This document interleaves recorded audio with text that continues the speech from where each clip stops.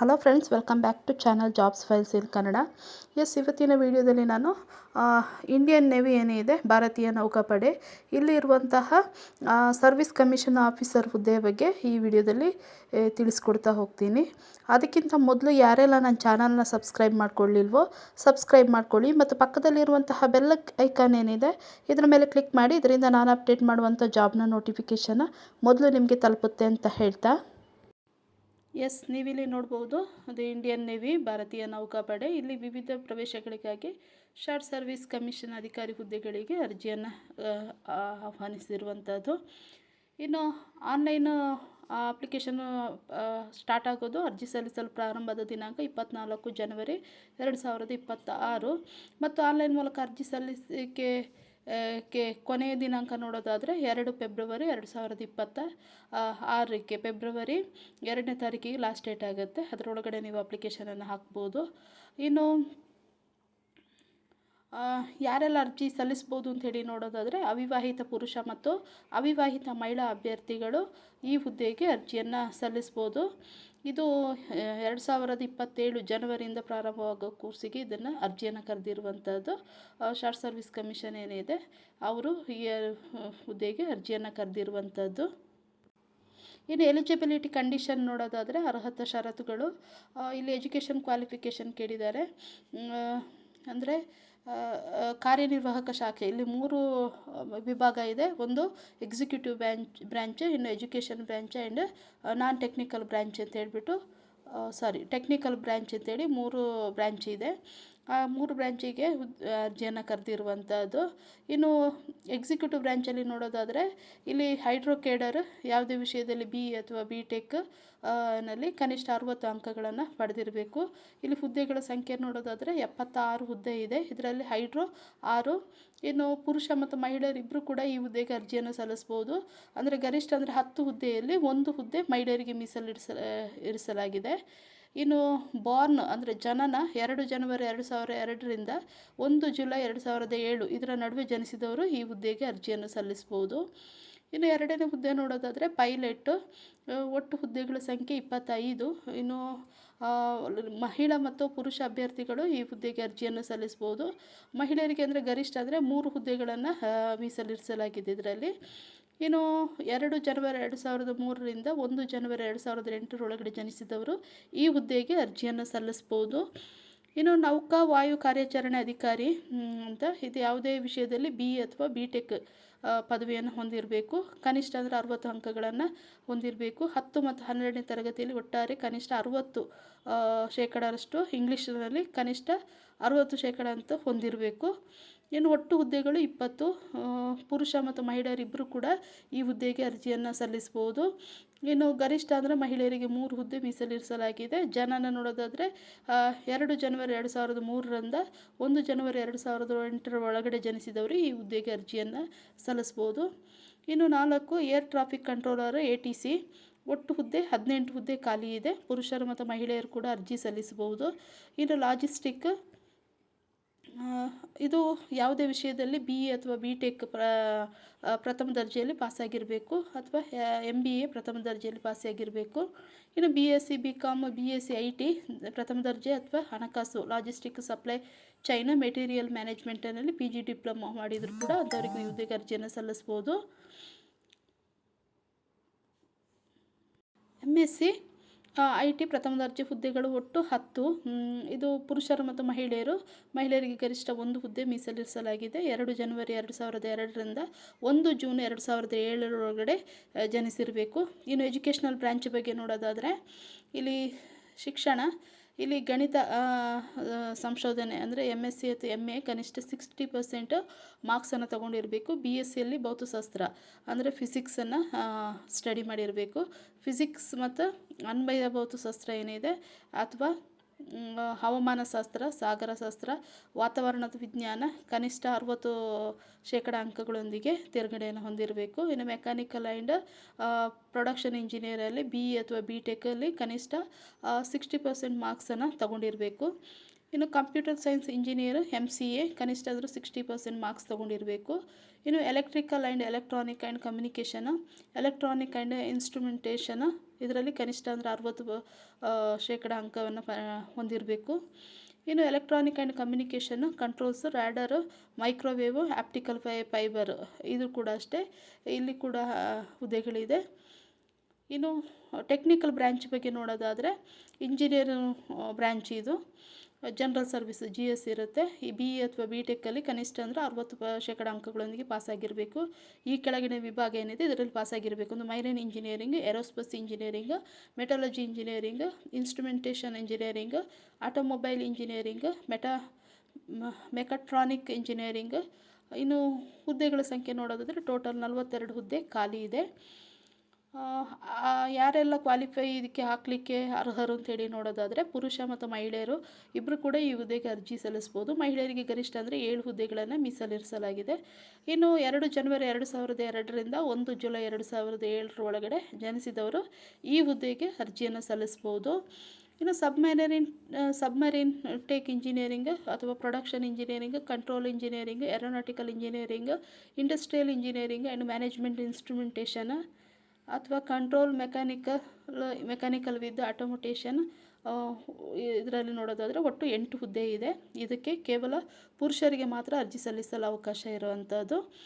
ಇನ್ನು electrical branch ನೋಡೋದಾದರೆ ಇದು ಜನರಲ್ ಸರ್ವಿಸ್ ಇರುತ್ತೆ. GS, BE ಅಥವಾ BTECಲ್ಲಿ ಕನಿಷ್ಠ 60% ಮಾರ್ಕ್ಸ್ ತೊಗೊಂಡು ಈ ಕೆಳಗಿನ ವಿಭಾಗ ಏನಿದೆ ಇದರಲ್ಲಿ ನೀವು ಕೋರ್ಸನ್ನು ಮಾಡಿರಬೇಕು.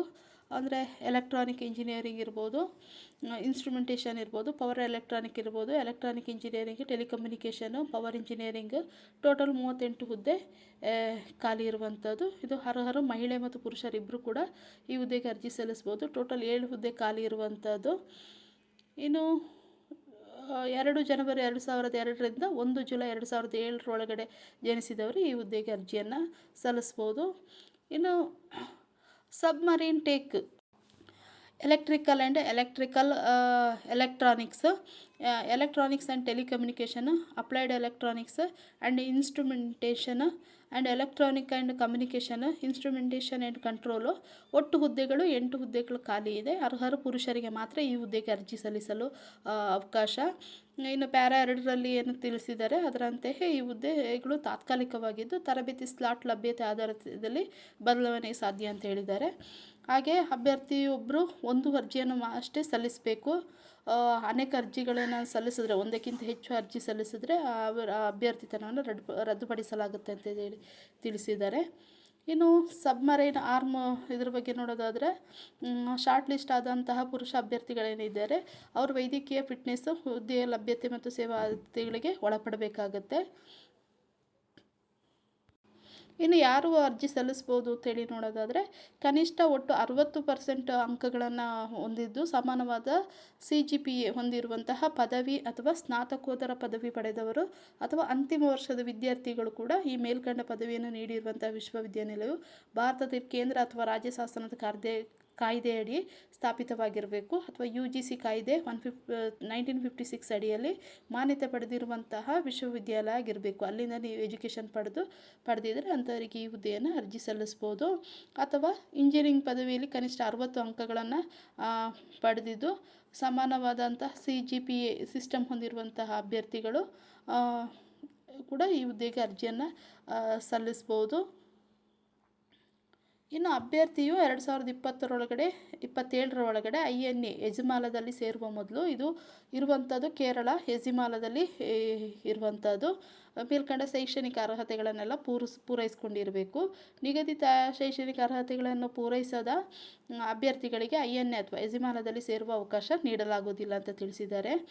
ಇನ್ನು SSBC ಪಡೆದ ಎಲ್ಲ ಅಭ್ಯರ್ಥಿಗಳು ತಮ್ಮ ಸಂಬಂಧಿತ ಪದವಿಯ ಅಂತಿಮ ಫಲಿತಾಂಶವನ್ನು 20 ಡಿಸೆಂಬರ್ 2026 ಒಳಗಡೆ ಭಾರತೀಯ ನೌಕಾಪಡೆಗೆ ಇಮೇಲ್ ID ಗೆ ತಿಳಿಸಬೇಕು ಅಂತೇಳಿ ತಿಳಿಸಿದ್ದಾರೆ.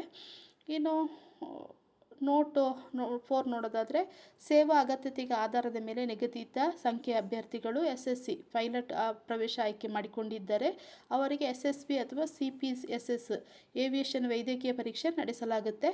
ಈ ಆಯ್ಕೆಯನ್ನು ಮಾಡುವ ಮೊದಲು ದೇಹಾರೋಗ್ಯ, ವೈದ್ಯಕೀಯ ಮಾನದಂಡಗಳು, ಎತ್ತರ, ಕಾಲಿನ ಉದ್ದ ಇದರ ಬಗ್ಗೆ ಪರಿಶೀಲಿಸಲು ಸಲಹೆ ನೀಡಲಾಗುತ್ತೆ. ಉಳಿದ ಅಭ್ಯರ್ಥಿಗಳನ್ನು ಅವರು ಆಯ್ಕೆ ಮಾಡಿಕೊಂಡ ಇತರ ಆದ್ಯತೆಗಳ ಆಧಾರದಲ್ಲಿ ಪರಿಗಣಿಸಲಾಗುತ್ತೆ ಅಂತೇಳಿ ತಿಳಿಸಿದ್ದಾರೆ. ಇನ್ನು ಇತರೆ ಶಾಖೆ ಏನಿದೆ ಕ್ಯಾಡರ್ಗಳಿಗೆ ಪರಿಗಣಿಸಬೇಕೆಂದರೆ ಅಭ್ಯರ್ಥಿಗಳು ತಮ್ಮ ಆದ್ಯತೆಗಳನ್ನು ಸ್ಪಷ್ಟವಾಗಿ ಸೂಚಿಸಬೇಕು ಅಂತೇಳಿ ತಿಳಿಸಿದ್ದಾರೆ. ಇನ್ನು ವೈದ್ಯಕೀಯ ಮಾನದಂಡಗಳು, ಎತ್ತರ, ತೂಕ, ಟಾಟೋ ಸಡಿಲಿಕೆ ಬಗ್ಗೆ ಎಲ್ಲ ಕೊಟ್ಟಿದ್ದಾರೆ. ಮಾಹಿತಿಯನ್ನು ದಯವಿಟ್ಟು ಅವರ ವೆಬ್ಸೈಟ್ ಏನಿದೆ ಅಲ್ಲಿಗೆ ಭೇಟಿ ನೀಡಿ ಶಿಫಾರಸು ಮಾಡಿದಂಥ ಅಭ್ಯರ್ಥಿಗಳು ತಮ್ಮ ಪ್ರವೇಶಕ್ಕೆ ಅನ್ವಯವಾಗುವಂತೆ ವೈದ್ಯಕೀಯ ಪರೀಕ್ಷೆಗೆ ಒಳಪಡಬೇಕಾಗುತ್ತೆ. ಯಾವುದೇ ಪರಿಸ್ಥಿತಿಯಲ್ಲೂ ಕೂಡ ವೈದ್ಯಕೀಯ ಆಸ್ಪತ್ರೆ ಕೇಂದ್ರವನ್ನು ಬದಲಾಯಿಸಲು ಅನುಮತಿ ನೀಡಲಾಗುವುದಿಲ್ಲ ಅಂತ ತಿಳಿಸಿದ್ದಾರೆ. ಇನ್ನು ಕಮಿಷನ್ ಅವಧಿ, ಆಯ್ಕೆಯಾದ ಅಭ್ಯರ್ಥಿಗಳಿಗೆ ಪ್ರಾರಂಭದಲ್ಲಿ 12 ವರ್ಷಗಳ ಕಾಲ ಶಾರ್ಟ್ ಸರ್ವಿಸ್ ಕಮಿಷನ್ ನೀಡಲಾಗುತ್ತೆ. ಸೇವಾ ಅವಶ್ಯಕತೆ ಮತ್ತು ಕಾರ್ಯಕ್ಷಮತೆ, ವೈದ್ಯಕೀಯ ಅರ್ಹತೆ ಹಾಗೂ ಅಭ್ಯರ್ಥಿಗಳ ಸಮ್ಮತಿಯ ಆಧಾರದ ಮೇಲೆ ಗರಿಷ್ಠ 2 ವರ್ಷಗಳಿಗೆ ಬೇಕಾದರೆ ವಿಸ್ತರಿಸಬಹುದು ಅಂತೇಳಿ ತಿಳಿಸಿದ್ದಾರೆ. ಇನ್ನು ಆಯ್ಕೆ ಪ್ರಕ್ರಿಯೆ ನೋಡೋದಾದರೆ, ಆಯ್ಕೆ ಪ್ರಕ್ರಿಯೆಯು ಈ ಕೆಳಗಡೆಂತಿದೆ ಅಂತೇಳಿ ಹೇಳಿದ್ದಾರೆ. ಅಂದರೆ ಅರ್ಹ ಪದವಿಯಲ್ಲಿ ಅಭ್ಯರ್ಥಿಗಳು ಪಡೆದ ನಾರ್ಮಲೈಸ್ ಮಾಡಿದಂತಹ ಅಂಕಗಳ ಆಧಾರದ ಮೇಲೆ ಅರ್ಜಿಗಳನ್ನು ಶಾರ್ಟ್ ಲಿಸ್ಟಿಂಗ್ ಮಾಡಲಾಗುತ್ತೆ. ನಾರ್ಮಲೈಸಿಂಗ್ ಸೂತ್ರವನ್ನು ಅವರ ವೆಬ್ಸೈಟ್ ಏನಿದೆ ಅಲ್ಲಿ ಕೊಟ್ಟಿದ್ದಾರೆ, ಯಾವ ರೀತಿ ಸೆಲೆಕ್ಟ್ ಮಾಡ್ಕೋತೀವಿ ಅಂತ ಅದನ್ನು ನೀವು ಚೆಕ್ ಮಾಡ್ಕೊಳ್ಬೋದು. ಇನ್ನು BTech ಪೂರ್ಣಗೊಳಿಸಿರುವ ಅಥವಾ ಅಂತಿಮ ವರ್ಷದ ಅಭ್ಯರ್ಥಿಗಳು 5ನೇ ಸೆಮಿಸ್ಟರ್ವರೆಗೆ ಪಡೆದ ಅಂಕಗಳನ್ನು SSB ಶಾರ್ಟ್ ಲಿಸ್ಟಿಂಗ್ಗೆ ಪರಿಗಣಿಸಲಾಗುತ್ತೆ ಅಂತೇಳಿ ತಿಳಿಸಿದ್ದಾರೆ. ಅಂತಿಮ ವರ್ಷದ ಅಭ್ಯರ್ಥಿಗಳಲ್ಲಿ ಪೂರ್ವ ಅಂತಿಮ ವರ್ಷದ ಕಾರ್ಯಕ್ಷಮತೆಯನ್ನು ಆಧರಿಸಿ ಶಾರ್ಟ್ ಲಿಸ್ಟಿಂಗ್ ಮಾಡಲಾಗುತ್ತೆ. ಇನ್ನು ಅಂತಿಮ ಮೆರಿಟ್ ಪಟ್ಟಿಯಲ್ಲಿ ಆಯ್ಕೆಯಾದ ಅಭ್ಯರ್ಥಿಗಳು ಕನಿಷ್ಠ 60% ಅಂಕಗಳೊಂದಿಗೆ ಅರ್ಹ ಪದವಿಯನ್ನು ಪೂರ್ಣಗೊಳಿಸಿರುವುದರ ಪ್ರಮಾಣ ಪತ್ರವನ್ನು ಅವರ ವೆಬ್ಸೈಟ್ ಏನಿದೆ ಅಲ್ಲಿ ಮೇಲ್ ಮಾಡಿ ತಿಳಿಸಬೇಕು ಅಂತೇಳಿ ತಿಳಿಸಿದ್ದಾರೆ. ಇನ್ನು ಮಾನದಂಡಗಳನ್ನು ಪೂರೈಸದ ಅಭ್ಯರ್ಥಿಗಳಿಗೆ ಅಕಾಡೆಮಿಗೆ ಸೇರ್ಪಡೆ ನೀಡಲು ಅವಕಾಶ ಇಲ್ಲ ಅಂತ ಹೇಳಿದ್ದಾರೆ. ಇನ್ನು SSB ಸಂದರ್ಶನಕ್ಕೆ ಆಯ್ಕೆಯಾದ ಅಭ್ಯರ್ಥಿಗಳಿಗೆ ಇಮೇಲ್ ಅಥವಾ SMS ಮೂಲಕ ಮಾಹಿತಿಯನ್ನು ನೀಡಲಾಗುತ್ತೆ. ಆಯ್ಕೆ ಪ್ರಕ್ರಿಯೆ ಮುಗಿಯುವವರೆಗೆ ಇಮೇಲ್ ಐ ಡಿ ಏನಿದೆ ನಿಮ್ಮದು ವ್ಯಾಲಿಡ್ ಇಮೇಲ್ ID ಕೊಡಬೇಕಾಗುತ್ತೆ. ಹಾಗೆ ಮೊಬೈಲ್ ನಂಬರ್ ಕೂಡ ಅಷ್ಟೇ ವ್ಯಾಲಿಡ್ ಆಗಿರುವಂಥದ್ದು ಕೊಡಬೇಕಾಗುತ್ತೆ. ಪದೇ ಪದೇ ಬದಲಾಯಿಸುವಂಥದ್ದು ಆ ಥರದ್ದೆಲ್ಲ ಮಾಡಬಾರ್ದು. ಇನ್ನು ಟ್ರೈನಿಂಗ್ ಬಗ್ಗೆ ಹೇಳಿದ್ದಾರೆ, ಇಲ್ಲಿ ನೋಡ್ಬೋದು. INA ಎಜಿಮಾಲದಲ್ಲಿ ಇಂಡಕ್ಷನ್ ವೈದ್ಯಕೀಯ ಪರೀಕ್ಷೆ ಯಶಸ್ವಿಗೊಳಿಸಿ ಮುಗಿಸಿದ ನಂತರ ಅಭ್ಯರ್ಥಿಗಳನ್ನು ಸಬ್ ಲೆಫ್ಟಿನೆಂಟ್ ಹುದ್ದೆಯೊಂದಿಗೆ ತರಬೇತಿಗೆ ಸೇರಿಸಲಾಗುತ್ತೆ ಅಂತ ಹೇಳಿದ್ದಾರೆ. ತರಬೇತಿಗೆ ಕೇವಲ ಅವಿವಾಹಿತ ಅಭ್ಯರ್ಥಿಗಳೇ ಅರ್ಹರು. ತರಬೇತಿಯ ವೇಳೆ ವಿವಾಹವಾದ ಅಥವಾ ವಿವಾಹಿತನಾಗಿರುವುದು ಪತ್ತೆಯಾದಲ್ಲಿ ಅಭ್ಯರ್ಥಿಯನ್ನು ಸೇವೆಯಿಂದ ಬಿಡುಗಡೆ ಮಾಡಬೇಕಾಗುತ್ತೆ. ಜೊತೆಗೆ ಸರ್ಕಾರವು ಅಭ್ಯರ್ಥಿ ಮೇಲೆ ಮಾಡಿದ ವೆಚ್ಚ ಏನಿದೆ ಮತ್ತು ಪಡೆದ ಎಲ್ಲ ವೇತನ ಏನಿದೆ ಹಾಗೂ ಭತ್ಯೆಗಳನ್ನು ಪಾವತಿಸಬೇಕಾಗುತ್ತೆ ಅಭ್ಯರ್ಥಿಗಳು. ಹಾಗಾಗಿ ಮ್ಯಾರಿಡ್ ಕ್ಯಾಂಡಿಡೇಟ್ ಏನಿದ್ದೀರಾ ಅವರಿಗೆ ಈ ಹುದ್ದೆಗೆ ಅಪ್ಲೈ ಮಾಡಲಿಕ್ಕೆ ಅವಕಾಶ ಇಲ್ಲ. ಯಾವುದೇ ಅಧಿಕಾರಿ ಪ್ರಾರಂಭಿಕ ತರಬೇತಿಯಿಂದ ಸ್ವಯಂ ಪ್ರೇರಿತನಾಗಿ ಹಿಂದೆ ಸರಿದರೆ ಅಥವಾ ಪರೀಕ್ಷಾವಧಿಯಲ್ಲಿ ರಾಜೀನಾಮೆ ನೀಡಿದರೆ ಸರ್ಕಾರ ನಿರ್ಧರಿಸುವಂತೆ ಸಂಪೂರ್ಣ ಅಥವಾ ಭಾಗಂಶ ತರಬೇತಿ ವೆಚ್ಚ ಏನಿದೆ ಅದನ್ನು ಮರುಪಾವತಿಸಬೇಕಾಗುತ್ತೆ. ಜೊತೆಗೆ ಪಡೆದ ವೇತನ ಏನಿದೆ ಮತ್ತು ಭತ್ಯೆಗಳ ಏನಿದೆ ಸರ್ಕಾರ ಸಾಲಗಳಿಗೆ ಅನ್ವಯ ಬಡ್ಡಿ ದರದಂತೆ ಬಡ್ಡಿಯನ್ನು ಪಾವತಿಸಬೇಕಾಗುತ್ತೆ ನೀವು. ಇನ್ನು ಪರೀಕ್ಷಾವಧಿ ಏನಿದೆ ಪ್ರೊಬೇಷನರಿ ಪೀರಿಯಡ್ ಎಲ್ಲ ಶಾಖೆ ಕ್ಯಾಡರ್ಗಳಿಗೆ ಪರೀಕ್ಷಾವಧಿ 2 ವರ್ಷಗಳು. ಸಬ್ ಲೆಫ್ಟಿನೆಂಟ್ ಹುದ್ದೆ ನೀಡಿದ ದಿನಾಂಕದಿಂದ ಪರೀಕ್ಷಾ ಅವಧಿ ಪ್ರಾರಂಭವಾಗಿ ಪ್ರಾರಂಭಿಕ ತರಬೇತಿ ಪೂರ್ಣಗೊಂಡ ನಂತರ ಅಥವಾ 2 ವರ್ಷಗಳ ನಂತರ ಯಾವುದು ನಂತರವಾಗಿದೆಯೋ ಅದಕ್ಕೆ ಅನುಗುಣವಾಗಿ ಅಂತ್ಯಗೊಳ್ಳುತ್ತದೆ. ಇನ್ನು ಪರೀಕ್ಷಾ ಅವಧಿಯಲ್ಲಿ ಯಾವುದೇ ಹಂತದಲ್ಲಿ ಕಾರ್ಯಕ್ಷಮತೆ ತೃಪ್ತಿಕರವಾಗಿರದಿದ್ದರೆ ಅಧಿಕಾರಿಯನ್ನು ಸೇವೆಯಿಂದ ಬಿಡುಗಡೆ ಮಾಡಬಹುದು ಅಂತ ತಿಳಿಸಿದ್ದಾರೆ. ವೇತನ ಮತ್ತು ಭತ್ಯೆಗಳು, ಗುಂಪು ವಿಮೆ, ಗ್ರ್ಯಾಚ್ಯುಟಿ, ರಜೆ ಏನಿದೆ, ಅಧಿಕಾರಿ ಕರ್ತವ್ಯಗಳು ಇದೆಲ್ಲ ಅಂದರೂ ಸಬ್ ಲೆಫ್ಟಿನೆಂಟ್ ಹುದ್ದೆ ಪ್ರಾರಂಭಿಕ ಒಟ್ಟು ವೇತನ ಸುಮಾರು 1,25,000 ಪ್ರಾರಂಭವಾಗುತ್ತೆ. ಪ್ರತಿ ತಿಂಗಳು ಅಷ್ಟು ಸಿಗುತ್ತೆ ಸ್ಯಾಲ್ರಿ ಇದಕ್ಕೆ. ಇನ್ನು ಈ ಥರ ಭತ್ಯೆಗಳೆಲ್ಲ ಸೇರಿ ಸಿಗುತ್ತೆ. ಇನ್ನು ಭಾರತೀಯ ನೌಕಾಪಡೆಯ ಅಧಿಕೃತ ವೆಬ್ಸೈಟ್ ಏನಿದೆ ಇಲ್ಲಿ ನೀವು ಚೆಕ್ ಮಾಡ್ಕೋಬೋದು ಇದರ ಬಗ್ಗೆ ಎಲ್ಲ ಡೀಟೇಲ್ ಆಗಿ. ಇನ್ನು ಎಲ್ಲ ಅಧಿಕಾರಿಗಳು ಕ್ಯಾಡೆಟ್ ನವಲ್ ಗ್ರೂಪ್ ಇನ್ಶೂರೆನ್ಸ್ ಸ್ಕೀಮ್ಗೆ ಕಡ್ಡಾಯವಾಗಿ ಸದಸ್ಯರಾಗಿರ್ತಾರೆ. ಇನ್ನು ಸೇವೆಯ ಅವಧಿಯಲ್ಲೂ ಕೂಡ ಹಾಗೂ ನಿವೃತ್ತಿಯ ನಂತರವೂ ವಿಮಾ ರಕ್ಷಣೆ ನಿಯಮಗಳಿಗೆ ಪ್ರಕಾರ ಅನ್ವಯವಾಗುತ್ತೆ ಅಂತ ಹೇಳಿದ್ದಾರೆ. ಇನ್ನು ಅರ್ಜಿ ಸಲ್ಲಿಸುವ ವಿಧಾನ, ಹೌ ಟು ಅಪ್ಲೈ. ಅಭ್ಯರ್ಥಿಗಳು ಭಾರತೀಯ ನೌಕಾಪಡೆಯ ವೆಬ್ಸೈಟ್ ಏನಿದೆ www.joinindianavy.gov.in ಅಲ್ಲಿ ನೋಂದಣಿ ಮಾಡಿ ಅರ್ಜಿ ಸಲ್ಲಿಸಬೇಕು.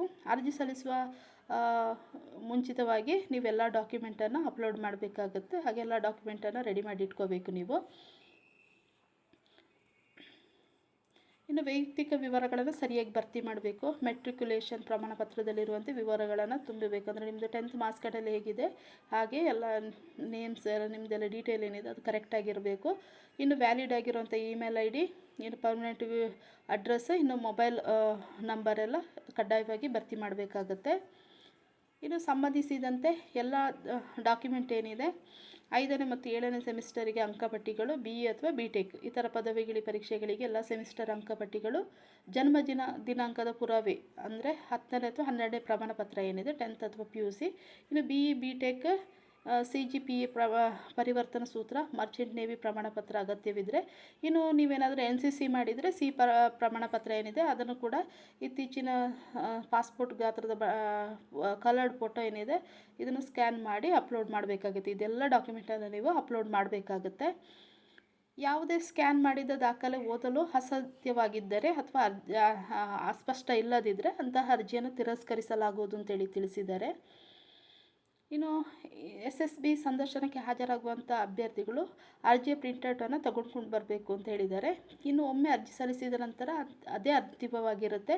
ನಂತರ ಯಾವುದೇ ತಿದ್ದುಪಡಿ ಅಥವಾ ಬದಲಾವಣೆಗೆ ಅವಕಾಶ ಇರೋದಿಲ್ಲ. ಹಾಗಾಗಿ ನೀವು ಅಪ್ಲಿಕೇಶನ್ ಹಾಕುವಾಗ ಕರೆಕ್ಟಾಗಿ ಚೆಕ್ ಮಾಡಿಕೊಂಡು ನೋಡಿಕೊಂಡು ಅಪ್ಲಿಕೇಶನನ್ನು ಹಾಕಿ.